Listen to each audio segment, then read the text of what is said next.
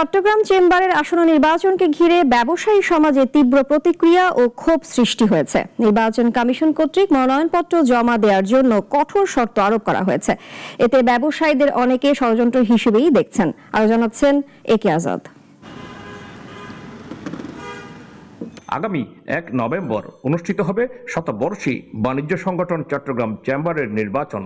প্রার্থীদের মধ্যে ব্যাপক উৎসাহ উদ্দীপনা দেখা দিলেও মনোনয়নপত্র জমা দেওয়ার জন্য যে শর্ত আরোপ করা হয়েছে এতে অনেকে উদ্বিগ্ন।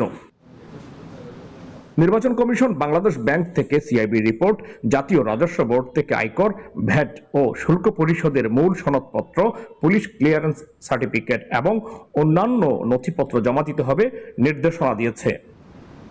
এইসব কাগজপত্র সংগ্রহ করতে সময়সীমা খুবই কম। প্রার্থীরা বলছেন এই ধরনের শর্ত আরোপ প্রার্থিতার পথে অন্তরায়।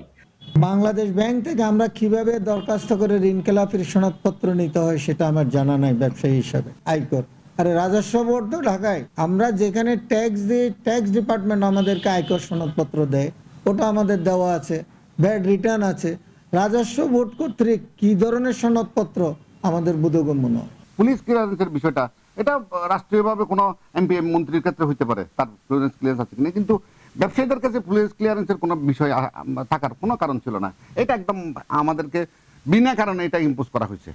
তবে নির্বাচন কমিশনের পক্ষ থেকে বলা হচ্ছে নির্বাচনকে সুষ্ঠু এবং স্বচ্ছ করতে এসব কাগজপত্র চাওয়া হয়েছে। বিধি অনুযায়ী, প্রার্থী মনোনয়নের বিধি অনুযায়ী আমরা ওই শর্তগুলো ওখানে দিয়েছি, এখানে এনক্লোজ করে দিয়েছি। এগুলো যারা এখানে মনোনয়ন প্রত্যাশী থাকবেন তাদেরকে এই শর্তগুলো যে থাকতে হবে সেটার কথা ওই বিধিতে বলা আছে।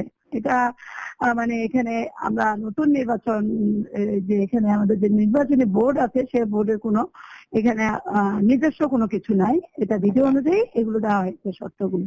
অংশগ্রহণমূলক নির্বাচন নিশ্চিত করতে কঠিন শর্তগুলো বাদ দিবে নির্বাচন কমিশন, এমনটাই প্রত্যাশা সংশ্লিষ্টদের।